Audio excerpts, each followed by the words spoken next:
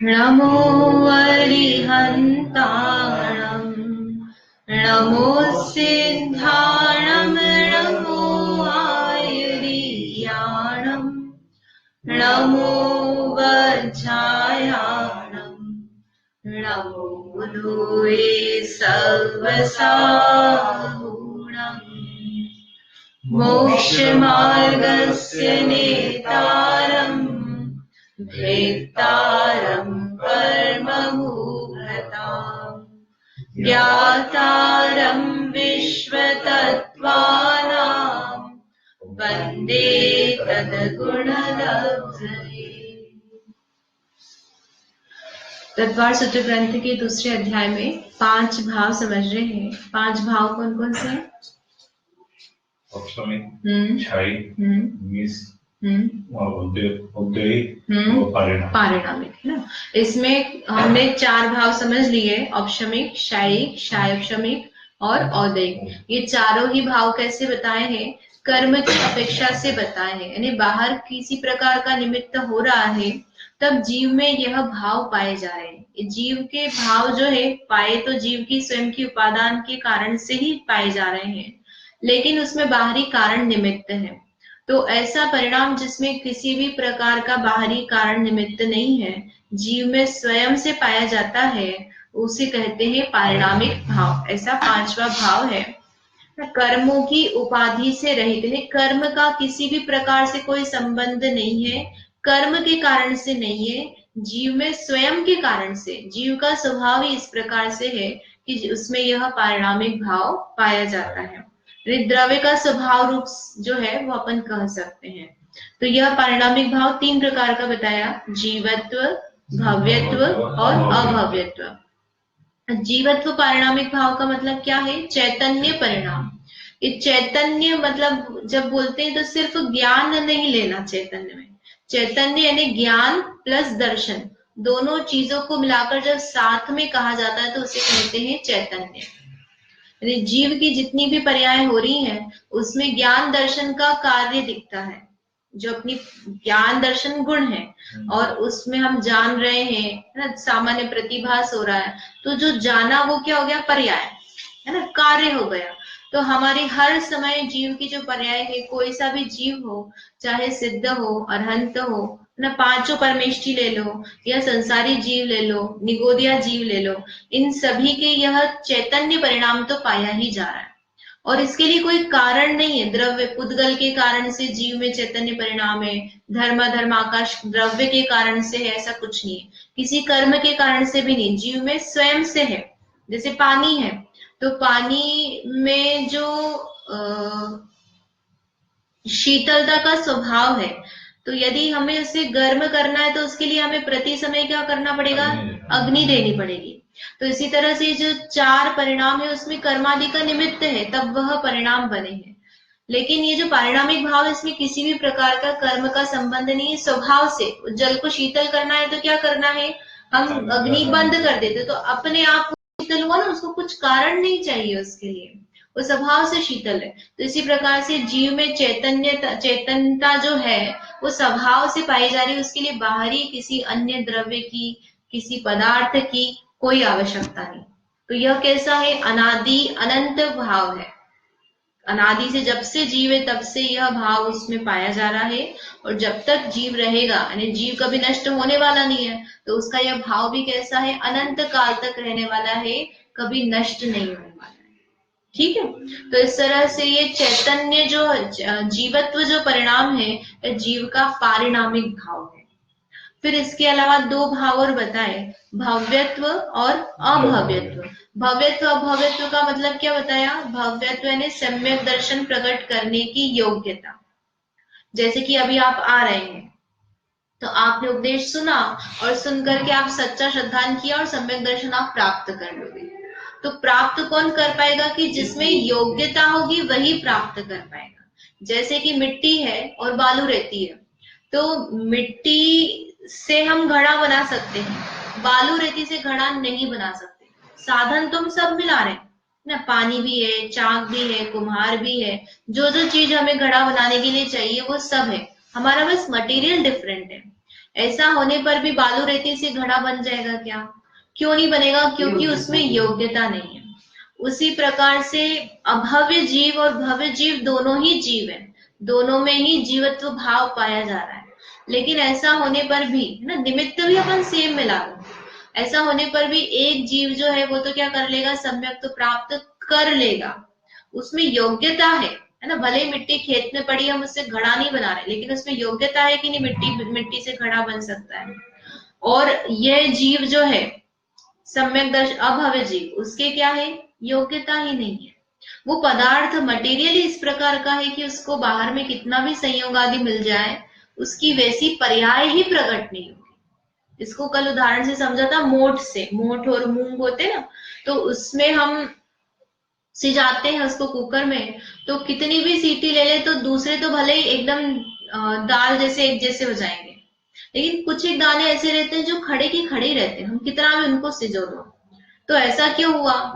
दोनों ही मोठ है ना, दोनों ही सेम खेत में उगे हैं, उनको सेम बाहर में जो स्थितियां मिली है, धूप, पानी, मिट्टी, पोषक तत्व, नहीं ऑक्सीजन, जो अपन उसको प्रकाश संश्लेषण, मतलब जो भी सारी चीजें हैं, मेथड है, वो सभी मोठ को सेम मिली।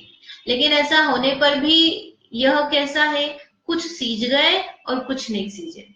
इसका मतलब क्या है कि वो जो द्रव्य बना उसकी बनावट ही इस प्रकार की है, उसके परमाणु इस प्रकार के, उसमें सीजने की योग्यता नहीं है। और जो सीज गए उनकी योग्यता कैसी है? सीजने की है। आप चाहे आप उसको कुकर में सिजाओ, चाहे मत सिजाओ, लेकिन योग्यता तो उसकी वैसी है ना, उसका स्ट्रक्चर जो है, उसकी जो बनावट है वो तो कैसी है? सीजने की योग्यता है उसमें, भले ही संयोग मिले चाहे नहीं मिले। तो ये शक्ति है एक तरह से, भाव किसी की अपेक्षा से नहीं है, वो द्रव्य अनादि से इसी प्रकार का है कि उसको कितना भी कर ले, यह अभव्य जीव सम्यक दर्शन प्राप्त नहीं कर पाएगा। और भव्य जीव जो है वो सम्यक दर्शन प्राप्त कर सकता है, इसमें किसी का दोष नहीं है। द्रव्य इस प्रकार का है, तो अपन भव्य है कि अभव्य है? वो मोठ का ही उदाहरण ले लो, आप कुकर में सिजाते हो तो उनमें से कितनी मोठ खड़ी रहती है? एक दो चार आपके मुंह में एक दो आते हैं दाने, उसमें से लगता है कि सीजा नहीं।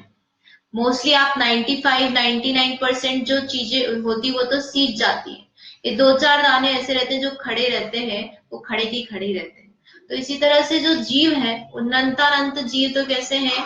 सब भव्य हैं, और उनमें से थोड़े से अनंत है तो वो भी अनंत लेकिन वो कैसे हैं? अभव्य। तो अब हम अभव्य हैं, हम उसमें से अब उतने थोड़े से में भी हम आ सकते हैं ना, ऐसा प्रश्न है। तो उसके लिए यहाँ पर भव्य के स्वरूप को देखते हैं। तीन प्रकार से भव्य जीवों का भेद किया है। एक है निकट भव्य। निकट भव्य मतलब पास में बैठा हुआ भव्य। भव्य नाम का व्यक्ति हमारे पास में बैठा है तो निकट भव्य हो, कि ऐसा नहीं।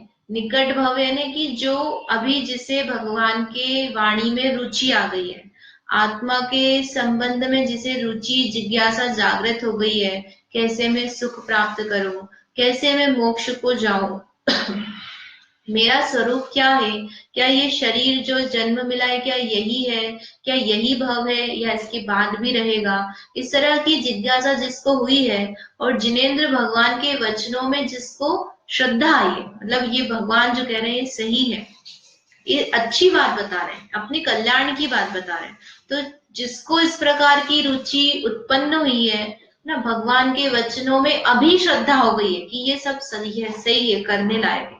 हमें समझ में नहीं आ रहा है ये अलग बात है, लेकिन सही तो यही है, करना अपने को यही है। सुख कहाँ से मिलेगा? यही पढ़ करके इसी मार्ग पर चलकर सुख मिलेगा। तो जिसको इस प्रकार की श्रद्धा हुई है, ऐसा जीव क्या कहलाता है? निकट भव्य। निकट भव यानी जो शीघ्र ही मोक्ष प्राप्त करेगा, जिसके भाव का अंत आ गया है, थोड़े ही समय में, अभी सम्यक तो थोड़े समय में प्राप्त कर लेगा, कर लिया है, और थोड़े समय बाद वह मोक्ष चला जाएगा। ठीक है, तो निकट भव यानी कि ये बस अब इसका मोक्ष पास में ही है, इसको मोक्ष जाने में ज्यादा टाइम नहीं है। जो अभावी जीव का अपन पढ़ते हैं मुनि बन जाते हैं, तो अब तो उनको भी तो ऐसे ही लगता है ना कि अच्छा लगता है, तभी तो बनते हैं।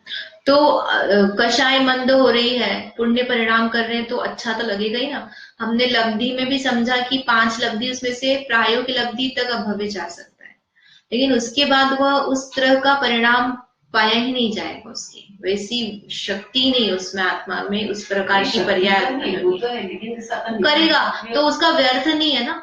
वो उतना तो स्वर्ग तो मिल ही रहा है ना उसको, पुण्य का बंद हो रहा है, और उस समय भी वो अच्छा तो अनुभव कर ही रहा है। अपन जैसे निकट भवन में जो घटाते हैं ना, हाँ, इसको रुचि आती है, हाँ, सामान्य से अपने तो यही लगाएंगे, हाँ, वही मतलब प्रश्न वही सामान्य से लगाते वही है, पर वही सब अपना चला भी जाता है अपने को ना कि इसको, लेकिन अपन तो यही मानो कि हम तो भव्य अपन अपन तो भव्य मानेंगे, पर उसका भी ऐसा लगता है कि जैसे उसकी भी क्रियाएं देख के दूसरे को तो ऐसे लग रहा है कि भव्य जीवन मोक्ष चाहिए, अंदर बहुत कम होते हैं ऐसे इक्के दुक्के, मतलब सामान्य से तो भव्य जीव ही है सब, अपन ऐसे ही मान के चलो। हाँ। जो जिनेंद्र भगवान के दर्शन पूजन आदि कर रहा है, जिसको उसमें रुचि है ना, समझने की जिज्ञासा उत्पन्न हुई है, भव्य। ठीक है, फिर दूसरा है दूर भव्य। दूर भव्य ने जो उसका दूर बैठा हुआ है दूर भव्य ने जिसको अब जिनेंद्र भगवान के मतलब सम्यक दर्शन तो प्राप्त करेगा, लेकिन अभी थोड़ा टाइम है, जिसको अभी श्रद्धा नहीं हुई है, अभी घर में बैठा हुआ है, लेकिन थोड़े समय बाद उसको श्रद्धान हो जाएगा, मोक्ष मार्ग पर लग जाएगा, सम्यक दर्शन प्राप्त कर लेगा। यानी बहुत टाइम है, अनंत काल तक वो आएगा ही नहीं, ऐसा नहीं है ना। जिसमें योग्यता है, थोड़े ही समय बाद वो क्या होगा, इस भाव में नहीं तो अगले भाव में पलट जाएगा, उसको श्रद्धान हो जाएगा। तो वह कैसा है, दूर भव्य। अभी वर्तमान में वह उसको श्रद्धा नहीं है भगवान के वचनों पर, लेकिन थोड़े समय बाद तो आ जाएगी उसको। इसके आगम में उदाहरण देख सकते हैं, कमट का जीव। हाँ, कमट का, वही मुझे ध्यान है, कमट का जीव है जैसे, तो वो पार्श्वनाथ भगवान मुनिराज पर हर भाव में क्या करता है, वह उपसर्ग करता है, और धर्म भी कौन सा होता है, उसका भी धर्म ही होता है। और इवन संवर देव के जब भाव है तब तक भी उसको श्रद्धा नहीं है, लेकिन जिस समय मुनिराज पर उपसर्ग हुआ, उन्होंने उसको विजय प्राप्त की, केवल ज्ञान हुआ, उसके बाद क्या हुआ, उसका श्रद्धान पलट गया। तो वह पहले भाव में यदि अपन देखेंगे, जब वह पत्थर फेंक देता है पार्श्वनाथ के जीव पर, जब दोनों भाई रहते हैं ना, तो वह तपस्या कर रहा होता है, जो कमट जो देव है, वो गेरुए वस्त्र पहनकर तपस्या करके पत्थर अपने सिर पे रखा हुआ होता है, और उसको क्रोध आता है, तो भाई तो उसके चरण पड़ने के लिए, लेने के लिए झुकता है, तो वो क्या करता है, पत्थर मार देता है। तो तब वो जीव उस भाव में कैसा है, उस समय उसको जिनेंद्र भगवान के वचनों पर श्रद्धा नहीं है। लेकिन हम अब आगे की अपेक्षा से देखें तो संवर भाव के देव में तो उसने श्रद्धान प्राप्त किया, वर्तमान में नहीं किया, भविष्य में लेकिन कर तो लिया, कम से कम कर लिया ना। भले ही उसने पहले क्या करा, उपसर्ग आदि किए, द्वेष रूप मतलब बुरे कार्य किए, लेकिन ऐसा होने पर भी जिनेंद्र भगवान के मार्ग पर तो लग गया, तो इसलिए वह कैसा हो गया, उस पहले भाव में देखेंगे तो वह दूर भाव है। अभी वर्तमान में इसको 1, 2, 4 भाव में कोई दिख नहीं रहा अपने को कि ये जिनेंद्र भगवान पर श्रद्धा कर रहा है, लेकिन इसने करा, हाँ हो गया ना, वो तो उस भाव की अपेक्षा से, पहले भाव की अपेक्षा से कह रहे हैं ना, कि पहले भाव की अपेक्षा देखेंगे तो भी 2, 4 भाव में तो उसको कोई आसार ही नहीं जिनेंद्र भगवान के श्रद्धा, मतलब उस पर 10 भाव तक नहीं हुआ, तो दूर भव्य हो गया। ऐसा उदाहरण लिया अपन ने का। तो जिसको अभी वर्तमान में श्रद्धान नहीं है, लेकिन भविष्य में जिनेंद्र भगवान के वचनों पर श्रद्धान करेगा, मोक्ष मार्ग पर लगेगा, सम्यक दर्शन प्रकट करेगा, वो कौन सा है, दूर भव्य है। फिर उसके बाद में है तीसरा, दूरान दूर भव्य। दूरान दूर भव्य का मतलब क्या है कि जिसके पास कैपेबिलिटी तो है, लेकिन उसको कभी ऐसे निमित्तादि प्राप्त ही नहीं होंगे कि वह सम्यक दर्शन प्राप्त कर सके। जैसे हम जिनेंद्र भगवान के वचन सुन सकते हैं, अभी मंदिर मिलता है हमको, दर्शन करने को मिला है ना, संगी पंचेंद्री, हम सोच विचार कर सकते हैं कौन सा धर्म सही है, क्या है, कहाँ सुख है, ये सब अपन विचार करके सम्यक दर्शन में प्राप्त कर सकते हैं, उस मार्ग पर लग सकते हैं। तो अपने को ये सब साधन मिले हैं। लेकिन ये जो दूरांदूर भव्य है वो कैसा है कि उसमें योग्यता तो है लेकिन उसको साधन ही नहीं मिलेंगे। जैसे कि निगोदिया जीव है, तो बहुत सारे भव्य जीव अनंत काल अनादिकाल से मतलब इसमें निगोद अवस्था में ही है, वो एकेंद्रीय अवस्था में ही है, वो पंचेंद्रिय बने ही नहीं और बहुत समय तक वो रहेंगे उसी में। बहुत सारे जीव अनंत काल तक निकलेंगे ही नहीं निगोद अवस्था से। तो उनमें योग्यता नहीं है क्या? योग्यता तो है, वो सम्यक दर्शन के अगर उनको साधन मिले तो वो प्राप्त कर सकते हैं, लेकिन उनकी ऐसी स्थितियां ही नहीं बनेंगे कि वो पंचेंद्रिय बन करके वो क्या कर लेंगे, उनको साधन मिल जाए और सम्यक दर्शन प्रकट कर ले। तो उस अपेक्षा से वो कैसे हो गए? दूरांदूर भव्य। भव्य में और अभव्य में क्या अंतर है? ये वाले दूरांदूर भव्य और अभव्य में कि इसके पास योग्यता है लेकिन इसके पास कभी साधन नहीं मिलेगा तो ये प्राप्त नहीं कर सकेगा। इसके द्रव्य में उस द्रव्य में अंतर है ना, और उसको तो वो सब मिल भी जाएगा तब भी वह नहीं प्राप्त कर पाएगा उसको साधन। तो इसलिए ये है तो भव्य ही, अपन इसको लोग क्या बोलते थे, अभव्य के समान है, लेकिन है तो क्या भव्य, तभी तो इसमें भेद किया ना। लेकिन कैसा है? दूरांदूर, अभी दूर दूर तक कोई आसार ही नहीं है, इसको चांस ही नहीं मिल रहा है, निगोद से निकलना ही नहीं है। निगोद समझ में आता ना, जो एक श्वास में 8-10 बार जन्मो मरियो भरियो दुख बार, जो अपन आलू के इसमें बताते हैं साधारण वनस्पति जीव है जो बार बार उसी में जन्म लेते रहते हैं। तो ऐसी निगोद अवस्था साधारण रूप से जो एक अनंत जीव एक साथ जन्म कर रहे हैं और मरण को प्राप्त हो रहे हैं, तो ऐसी पर्याय में ही बना रहेगा, उससे बाहर ही नहीं निकलेगा। वो वाला जो जीव है कौन है? दूरांदूर भव्य। तो इस तरह से भव्य के 3 भेद किए, निकट भव्य, दूर भव्य और दूरांदूर भव्य। अब इन दोनों में से जो भव्यत्व पारिणामिक भाव है, इसकी क्या विशेषता है कि जब सिद्ध बन गए तो सिद्ध भगवान को भव्यत्व भाव पाया जाएगा क्या? क्योंकि भव्यत्व मतलब क्या कहा अपन ने कि सम्यक दर्शन प्रकट करने की योग्यता। तो सिद्ध भगवान तो सम्यक दर्शन प्राप्त कर लिया और मोक्ष भी हो गया उनको, तो इसलिए उनके ये भव्यत्व भाव नहीं पाया जाता है ना। संसारी जीव जिसने अभी तक सम्यक दर्शन प्राप्त नहीं किया वो सब कैसे हैं? जिनमें योग्यता है उनके भव्यत्व भाव पाया जाएगा, लेकिन सिद्ध भगवान के भव्यत्व नहीं। तो वह कैसा हो गया? जब तक मोक्ष नहीं हुआ तब तक तो अपन उसका उपचार करेंगे कहेंगे, लेकिन मोक्ष हो गया तो क्या हो गया? भव्यत्व भाव नहीं है। तो इस तरह से 3 भाव बताए। मोक्ष और सिद्ध एक ही बात है ना, मोक्ष हुआ मतलब सिद्धि हो गए ना। मोक्ष कोई अलग थोड़ी ना है, जो सिद्ध पर्याय उत्पन्न हुई जीव की वही जीव का मोक्ष है। स्वभाव प्रकट हो गया, 8 कर्मों का नाश हो गया, तो ये मोक्ष हो गया ना अपना।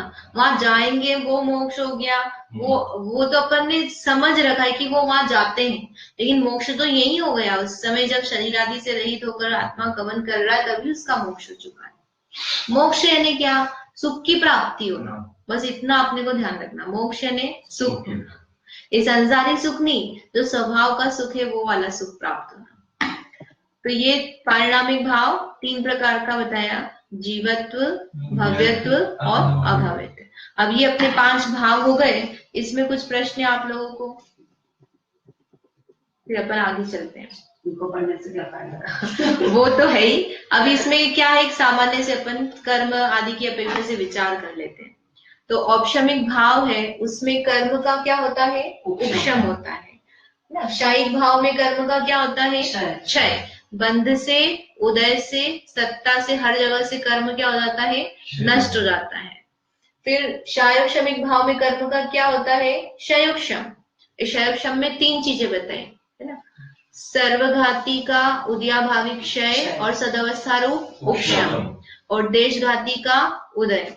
तो उसी को कहा फल किसका है? देशघाती का फल है ना। दबना, उदयाभावी क्षय, उस रूप से उदय में नहीं, सदवस्था उपशम है ना, दबना, और वियोग यानी सर्वघाती जो है वो देशघाती में बदल रहा है, उदयाभावी क्षय।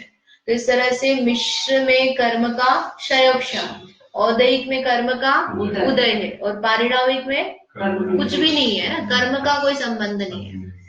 फिर कौन कौन से कर्मों के निमित्त से कौन कौन से भाव होते हैं, ये समझ में आया है ना। ये अपन पूरा समरी बताइए 5 भाव में कर्म में किस तरह से, चारों में तो कर्म का उत्क्षम क्षयक्षम उदय लगाया, 5वें भाव में कर्म का कोई संबंध नहीं।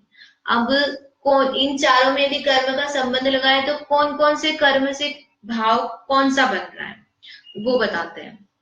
तो औपशमिक भाव जो है यदि अपन घटाएं तो उस औपशमिक भाव किस कर्म के निमित्त से बनता है, तो मोहनीय कर्म है ना। मोहनीय के 2 भेद बताए, दर्शन मोहनीय और चारित्र मोहनीय।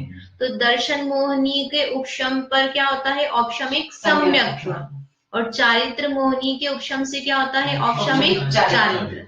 तो इस तरह से औपशमिक भाव मोहनीय कर्म के उपशम से होगा। फिर शायिक भाव जो है वो किसके, 4 घातिया के क्षय से बताया। इससे अनंत चतुष्टय प्रकट हुए ना, ज्ञानावरण, दर्शनावरण, मोहनी, अंतराय, इनके नाश होने पर जो शायिक भाव बताए, 9 शायिक भाव बताए। कौन कौन से 9 शायिक भाव है, याद है? अनंत सुख, अनंत अनंत ज्ञान, अनंत दर्शन, 4 तो हो गए। थोड़ा 9 शायिक लब्धि बोलते हैं, शायिक भाव बोलते हैं ना, ये किए थे अपन ने कि मोहनी के कारण से शायिक सम्यक और चारित्र है ना, और ज्ञानावरण के क्षय से शायिक ज्ञान, दर्शनावरण के क्षय से शायिक दर्शन। फिर ये 5 क्या है, अंतराय के क्षय से दान, लाभ, भोग, उपभोग भी शायिक वाले हैं। तो ये 9 भाव समझ के आए हैं अपन। तो ये 9 भाव जो है, ये 9 भाव कैसे हुए, 4 घातिया कर्मों के क्षय से हुए। तो उनसे संबंधित कर्म कौन सा हो गया, घातिया कर्म। कौन से, 4 घातिया। फिर मिश्र में कौन कौन से लगेंगे, तो इन्हीं में क्षयक्षम घटित होगा, घातिया में, अघातिया में नहीं होता है। ऐसा क्यों कि जो अपन ने देशघाती सर्वघाती बनाया था ना, देशघाती मतलब क्या, जो पूरा घात नहीं करते, सर्वघाती ने पूरा घात करते हैं। तो घातिया में ही सर्वघाती देशघाती भेद बनते हैं। ज्ञानावरण, दर्शनावरण, मोहनी, अंतराय, इनमें ही इस प्रकार का अनुभाग पड़ता है कि या तो सर्व का घात करे या थोड़े का घात करे और फिर उनका क्षयोक्षम बने। जो अघाती कर्म है जैसे साता, असाता है ना, आयु, नाम, गोत्र, वेदनीय, तो इनका तो या तो उदय होगा या उदय नहीं होगा, उसमें देशघाती सर्वघाती नहीं बनता है। जैसे अपन उदाहरण के लिए अभी हमको कौन सी गति का उदय है, मनुष्य गति नाम कर्म का, और किसका उदय नहीं है, बाकी की 3 का उदय नहीं है, नरक गति, तिरंज गति और देव गति, इनका उदय नहीं है। तो या तो उदय है या नहीं है। ऐसी साता साता वेदनी का लगाएंगे। तो अभी हमको साता वेदनी का उदय अच्छा लग रहा है ना अपने को, तो असाता वेदनी का क्या है, उदय नहीं है, उसमें क्षयोक्षम नहीं घट रहा है, या तो उदय है या उदय नहीं है ना। अब वो कम ज्यादा उदय हो वो अलग बात है। अपने को किसी चीज के साथ साथ किसी के असाता में तो उससे समझ, तो वो साता असाता एक साथ में कैसे घटित होगा, उदय तो एक ही समय पे होगा ना, विरोधी प्रकृति है। हाँ विरोधी तो है, पर जैसे कई बार होता है कि अपन जैसे अभी बैठे तो अच्छा लग रहा है, क्या सुन रहे हैं, मतलब अच्छा शांति लग रही है, लेकिन शरीर में कोई असाता हो रही तो वहाँ असाता का उदय चल रहा है, सुख से अच्छा नहीं, फील क्या कर रहे हैं हम, उससे संबंध है साता असाता का। बाहर में विपरीत परिस्थिति होने पर, अब जैसे मुनिराज की बाहर में तो क्या है, उपसर्ग आदि हो रहे हैं, लेकिन ऐसा होने पर भी उनको दुख का अनुभव हो रहा है क्या, नहीं हो रहा ना, तो उनके असाता का उदय नहीं कहा जाएगा। अच्छा। तो अपन यदि हमने दुख का अनुभव किया शरीर की बाधा का, तो उसी समय अपने को असाता का अनुभव हो गया, उदय हो गया। और यदि हम जितने समय सुख का अनुभव कर रहे हैं तो साता का उदय, सूक्ष्म समय होता है ना, तो इसलिए चेंज हो जाता है, बदल जाएगा। तो हमको लग रहा है कि जैसे हम 5 इंद्रियों का एक साथ ज्ञान करते हैं ऐसा लगता है ना, इसी प्रकार से साता साता एक साथ चल रहा है ऐसा लगता है, लेकिन वास्तव में तो एट ए टाइम अपने को एक ही मिलता है।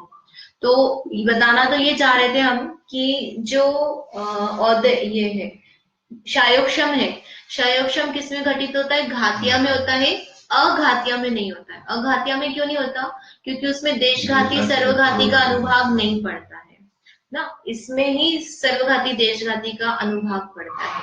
इसलिए इसमें क्षयोक्षम बनता है। क्षयोक्षम के लिए अपन ने पढ़ा भी है कि सर्वघाती देशघाती में बदले, ये सब प्रोसेस हो, तो इसमें ऐसा होता है, इसलिए चार घातिया में ही होता है।